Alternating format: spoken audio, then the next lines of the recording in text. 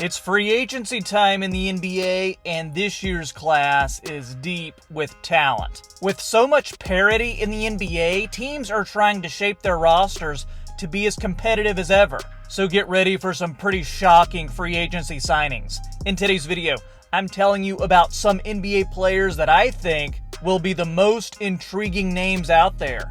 And I'm giving you my free agency predictions on what teams should sign them. How's it going, everybody? This is Troy, host of the Half Court Report YouTube channel. Would really appreciate it if you show some love by dropping a like on this video. Subscribe if you're new. Great NBA content several times a week. Let's get into it.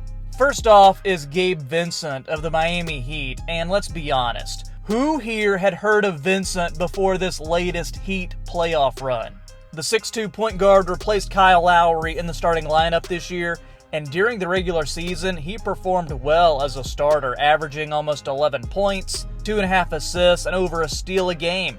He also shot nearly 36% from three in those starting minutes. However, Vincent took his game to another level during the playoffs, and at times, he took over games as a scorer with multiple 20-point games. There's a big payday potentially coming his way. He's only 26 years old and the fourth leading scorer on that finals team. The Heat hold his bird right so they can go over the cap to re-sign him, but do they really want to do that, especially with Dame Lillard potentially coming to South Beach via a trade? So if the Heat don't re-sign him, I'm looking at the Spurs, the Lakers, and the Raptors. They all have a need at point guard and are logical landing spots. Next up is Yuta Watanabe. He played last year for the Nets, and his breakout year was interrupted by Brooklyn's deadline dealing with Kyrie Irving and Kevin Durant. But otherwise, he had a very convincing NBA season.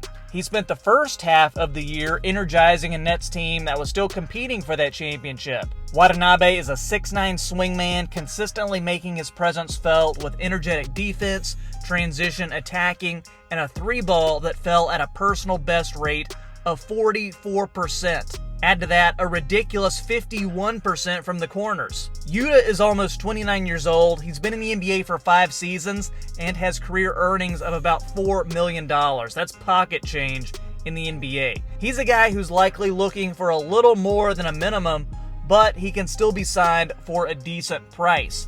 The first team I like is the Warriors. This team needs shooting and defense off the bench, and they need guys like Yuta who can contribute at a below market value. Remember when the Warriors had Otto Porter Jr. a couple years ago? Well, since his departure, he's been missed greatly, and although Yuta might not be quite the same caliber of player as Porter, the positional fit may be the best Golden State can do given their financial capacity. I like him in Boston as well. On top of Yuta's shot-making abilities, considering his 6'9" frame, he has the ability to slide in anywhere from the 2 all the way to the 4, making him a switchable option for that Celtics offense. Or what about the Memphis Grizzlies? Yuta, come on home. He played for Memphis his first 2 years on a 2-way contract, and the Grizz have one roster spot open and already a pretty big payroll. But Memphis could offer him somewhere in that 3-year, $15 million contract range, and I think that would get the deal done because it would be near the top of his value. Memphis needs grit, shooting, and defense. Yuta Watanabe could deliver. Next up is TJ Warren, who played last year for Brooklyn and the Suns. But I love TJ, Thelonious Joffrey Warren himself. Am I the only one who thinks he can recapture some of his glory that he had in the NBA bubble? He's always been known as a guy who gets the ball in the basket, averaging over 14 points in 27 minutes per game for his career, and over 50% shooting. But after losing nearly 2 full seasons to foot injuries, Warren has had a rocky return since coming back into the league. He still showed some of that same knack and feel for scoring from when he was in his prime, but he slumped to almost 33% from 3 and saw his free throw rate decline as well. Warren also looked a step slower on the defensive end, although he did set career highs in rebound rate. Given that he's only 29 years old, it seems likely that some team is going to bet on him being another year removed from injury and still have that ability to get back to the player he once was. So I think a minimum deal is in his future. I look at the Milwaukee Bucks, the Philadelphia 76ers, or the Sacramento Kings as places that could use him as an inexpensive option off the bench. And next up, let's talk about Kendrick Nunn, who played last year for the Lakers, then came over to the Wizards in that Rui Hachimura trade. With Brad Beal, Kristaps Porzingis, and soon-to-be Kyle Kuzma leaving Washington, I see Nunn as one of the few remaining Wizards in free agency. He had 39 forgettable games as a Laker, however, he was a different player in Washington, scoring both relatively frequently and pretty efficiently. In Washington, he shot almost 40% from three in an off-the-bench role. That tracks with Kendrick's output in his 2 pre-injury seasons in Miami, and I think that suggests he can still have a backup role as a scoring guard off the bench. Think poor man's Jordan Clarkson. The Suns and Timberwolves don't really have a microwave scorer type of player to come off their bench, so I think he would fit there.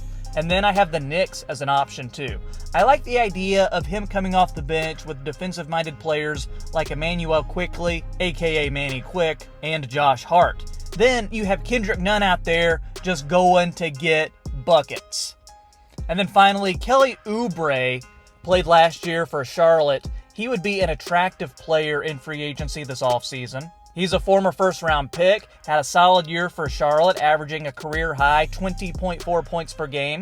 He only played about half the season due to injury, but aside from that, his season was very successful, even if the Hornets weren't that great of a team. Oubre is a streaky shooter, but he can fill it up when he's cooking, averaging a career-high 30 points per 100 possessions last year, and he's an excellent finisher in transition. Overall, you'd like a bench scorer to be a bit more efficient than this, but Oubre should be entering the prime of his career, and I expect him to get a pretty sizable contract. So where will Kelly Oubre and his pearl necklace be playing next year? Well, if he doesn't re-sign in Charlotte, I like him as a fit in Orlando or Houston. Now, Oubre might not be a full-time starter with the Magic, but he could definitely be a very effective role player. They've got some solid bench pieces already, and Oubre could add to that strength. They also have a good amount of cap space, so they can make a pretty reasonable offer to get him on the team. Houston has been looking for wing pieces as well, and I love their transition game and how it fits with Oubre. He would also be a great starting option if they can't get Dylan Brooks, who they've been rumored to be pretty hot for.